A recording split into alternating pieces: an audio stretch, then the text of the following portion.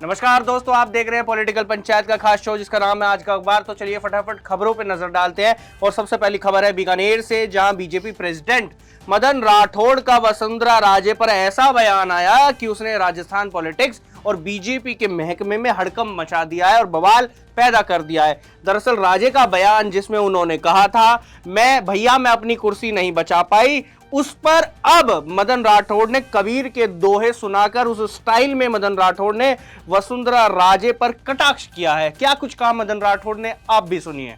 काम हो रहा है। अभी ये 2 मिनट पहले मेरी वसुंधरा जी से बात हुई है, उन्होंने कार्यक्रम भी काम कर रहे हैं। नहीं कभी नहीं बचा पाई, मैं अपनी कुर्सी बचा नहीं पाई। अरे राष्ट्रीय उपाध्यक्ष है, क्या नहीं बचा पाई? आप कैसी बातें कर रहे हो? मुख्यमंत्री की बात कर रही है। मुख्यमंत्री तो कोई हर बार थोड़ी कोई किसको क्या होना है।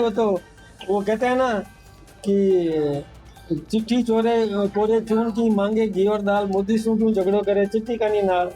और खबर दिल्ली से, जहां महिलाओं के 33% आरक्षण को लेकर अभी घमासान मचा हुआ है। इस मामले पर सतीश पूनिया ने कहा है कि कांग्रेस ने अब यूटर्न ले लिया है, उनकी नीति और नीयत सही नहीं है। वहीं कन्हैया कुमार के बयान पर भी उन्होंने जवाब दिया जिन्होंने अमित शाह को लेकर कहा था। इसके साथ ही इसी मामले पर मदन राठौड़ ने भी कहा कि उनके शब्द चयन सही नहीं है और साथ ही जो उन्होंने जनता को लेकर बात कही वो जनता का अपमान है। अब देश की सुरक्षा से जुड़ी खबर के बारे की बात करते हैं, जहां दिल्ली पुलिस की स्पेशल सेल ने आईएसआई और बब्बर खालसा इंटरनेशनल से जुड़े एक बड़े जासूसी और आतंकी मॉड्यूल का पर्दाफाश किया है, जिसमें पुलिस वालों ने 11 आरोपियों को गिरफ्तार कर लिया है। दरअसल जांच में खुलासा हुआ कि इस नेटवर्क ने उत्तर भारत के कई ऐसे सैन्य ठिकानों में लगे सोलर पावर्ड सीसीटीवी कैमरा लगाकर भारतीय सेना की जो मूवमेंट है वो उसकी लाइव निगरानी रखी जा रही थी और जो फीड थी वो डायरेक्ट पाकिस्तान में बैठे हैंडलर को भेजी जा रही थी। आपको मैं बता दूं कि ये नेटवर्क पंजाब, हरियाणा, जम्मू कश्मीर और राजस्थान के उन शहरों में सक्रिय था जो सेना की आवाजाही और सीमा के लिहाज से बेहद ही अहम था, जिसमें मुख्य रूप से बीकानेर और अलवर जैसे इलाकों में जो जगह है वहां पर कैमरे लगाए जा रहे थे और जो ये फीड थी वो डायरेक्टली पाकिस्तान में भेजी जा रही थी। और खबर चूरू से, जहाँ चूरू विधायक हरलाल सारन को बड़ी राहत मिली है। उन्हें बरी कर दिया गया। जो फर्जी मार्कशीट का मामला चल रहा था उस मामले में कोर्ट ने उनको बरी कर दिया। बता दें कि 2019 का मामला था। इस मामले में 7 गवाह पेश किए गए, 14 कागजात रखे गए, लेकिन साबित नहीं हो पाया। 2015 के जिला परिषद के चुनाव में जो वार्ड 16 में चुनाव था उस मामले में इन पर फर्जी मार्कशीट का मामला दर्ज करवाया था चिमनाराम जाट ने। हालांकि अभी उनको बरी कर दिया गया है। अब खबर जयपुर से, जहां एक युवक को गर्लफ्रेंड को डराना उस पर ही भारी पड़ गया। दरअसल शराब के नशे में एक युवक खुद पर पेट्रोल डालता है, पेट्रोल छिड़कता है जी अपनी गर्लफ्रेंड को डराने के लिए। वो नाटक कर रहा था। हालांकि गर्लफ्रेंड को जब उसने वीडियो भेजने के दौरान जो उसने खुद पर पेट्रोल डाला था उसने आग पकड़ ली, जिसके बाद वो जो युवक है वो बुरी तरह झुलस गया। हालांकि कुछ देर बाद जब पुलिस मौके पर पहुंची तो उन्होंने गंभीर हालत में उस युवक को जयपुर के एसएमएस अस्पताल में भर्ती करवाया, जहां पर उसकी जांच फिलहाल जारी है। अब खबर उदयपुर से, जहां पर सियासी आंच ठंडा होने का नाम ही नहीं ले रही। दरअसल कटारिया के खिलाफ अब एक और चिट्ठी बम फोड़ा गया है। इस बार पूर्व विधायक धर्मनारायण जोशी ने 11 पेज की चिट्ठी लिखी है। उस पर कई सारे आरोप लगाए, जिसमें एक बड़ा आरोप उन्होंने कटारिया पर यह लगाया कि कटारिया ने उनको हराने में कोई कसर नहीं छोड़ा। साथ ही ये लिखा गया है कि 2008 में कांग्रेस को उन्होंने आर्थिक रूप से सहायता की थी, इसका जवाब कटारिया नहीं दे पा रहे। इसके साथ ही ये आरोप भी लगाया कि 2013 में धर्मनारायण जोशी का जो टिकट है वो कटारिया ने कटवाया है। तो चलिए अब रुक करते हैं हमारे जयपुर के संवाददाता दशरथ गुर्जर के पास, जहां पर जानते हैं उनके पास झुंझुनू से क्या बड़ी कुछ खबर है। कई बार ऐसी चीजें सामने आती है भ्रष्टाचार को लेकर, और इसी में बड़ी खबर है जहां अपनी जमीन बचाने के लिए झुंझुनू में 75 लाख रुपए की रिश्वत मांगी गई और 33 लाख रुपए ले भी लिए गए और एक्सियन ने ये पैसे लिए और दलाल के मार्फत लिए गए हैं।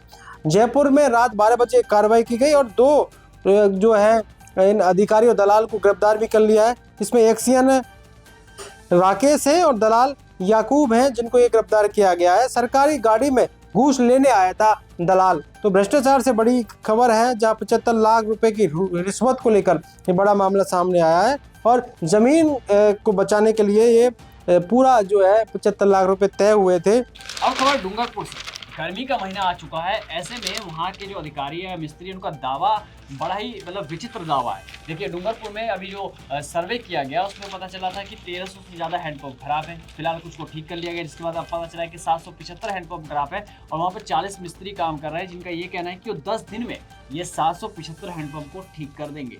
हालांकि ये थोड़ा हास्यास्पद लगता है, लेकिन इसमें एक ट्विस्ट ये भी है कि 10 दिन में 517 को ठीक किया जा चुका है। ऐसे में लोगों को उम्मीद भी है कि बाकी हैंडपंप भी ठीक कर दिए जाएंगे और गर्मी में उनको राहत मिलेगी।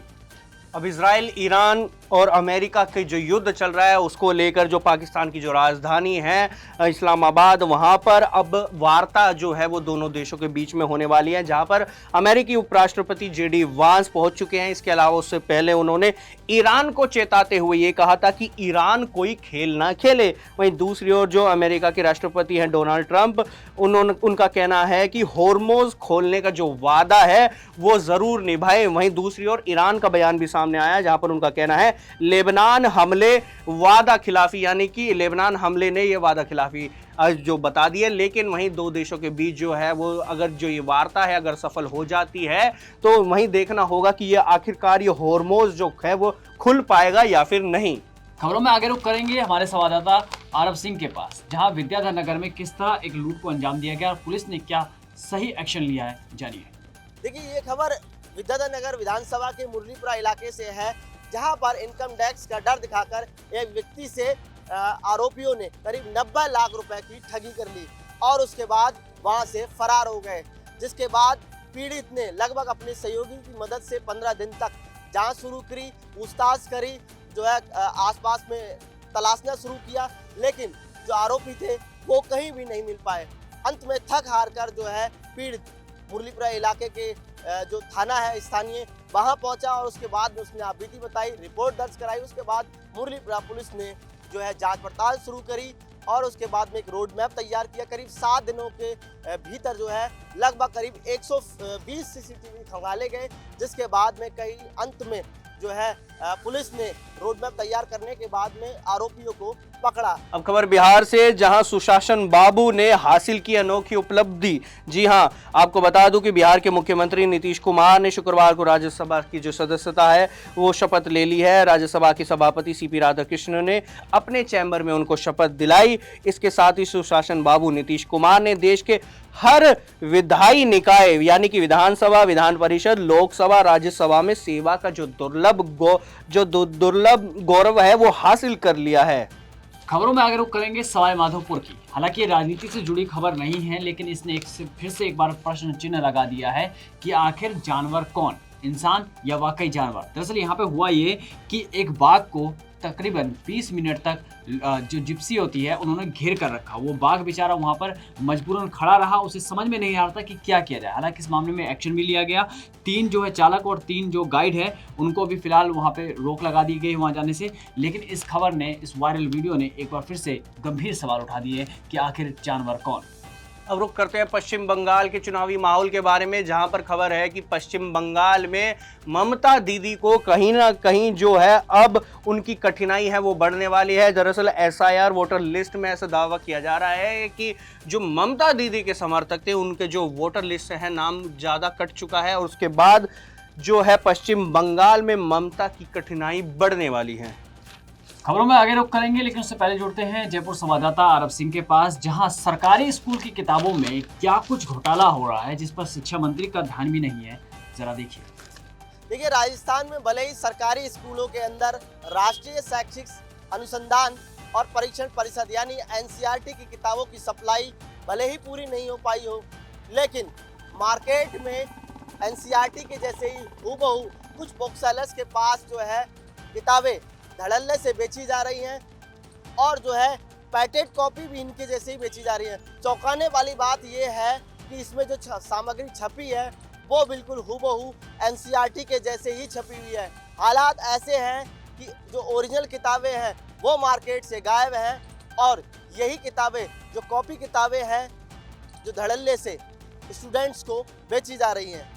अब खबर मुंबई से, जहां चांदी वाली सीट पर ईवीएम का डायग्नोस्टिक टेस्ट पहली बार यानी कि ईवीएम की जांच होने वाली है। बता दूं कि चांदी वाली विधानसभा सीट पर 2024 चुनाव में इस्तेमाल हुए ईवीएम और वीवीपैट मशीनों की जो जांच का रास्ता है अब वो खुल चुका है।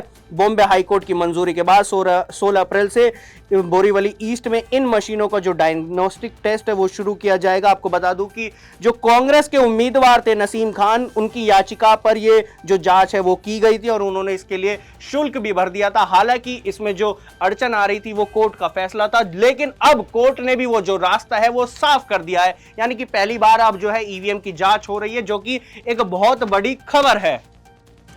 अब खबर राजस्थान के पड़ोसी राज्य हरियाणा से, जहां पर 11 साल 4 महीने बाद हिसार सेंट्रल जेल से रामपाल को सशर्त जमानत मिली है सतलोक के इस मामले में, जिसके बाद एक बड़ा काफिला वहां से निकला। लग्जरी गाड़ियों में संत रामपाल जो है वहां से रवाना हुए, जहां पर उनके पुत्रवधू वगैरह आए थे। इस दौरान 100 से ज्यादा पुलिसकर्मी तैनात थे। साथ ही रामपाल के साथ साथ उनकी मुख्य सेविका बबीता और बेबी और सोनीपत का मनोज हिसार सेंट्रल जेल 2 से बाहर आए। इस दौरान काफी अनुयायी जेल के बाहर मौजूद थे। अब खबर डूंगरपुर से, जहां पुलिस को ट्रक ड्राइवर से अवैध वसूली करना, कथित अवैध वसूली करना भारी पड़ गया। बता दूं कि ट्रक ड्राइवर ने पुलिस आरटीओ की गाड़ी पर ताबड़तोड़ पत्थरबाजी की, जिसके बाद वहां मौजूद जो आरटीओ और पुलिस की गाड़ी है उनको, जो ट्रक ड्राइवर की जो यूनिट है उसकी भीड़ है, उन्होंने पुलिस वालों को खदेड़ दिया। खबरों में आगे रुक करेंगे, इससे पहले जुड़ते हैं जयपुर के संवाददाता दशरथ सिंह गुर्जर के पास, जहां जेजेएम घोटाले को लेकर क्या अपडेट सामने आई।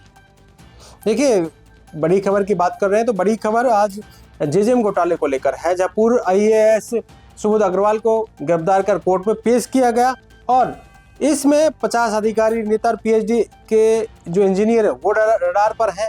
वहीं पूर्व सरकार की सीओ में तक ये जांच जा सकती है, ये बड़ी बात है। वहीं दूसरी ओर बात करें तो सुबोध अग्रवाल को कोर्ट ने अब 13 तारीख तक रिमांड पर भेज दिया है।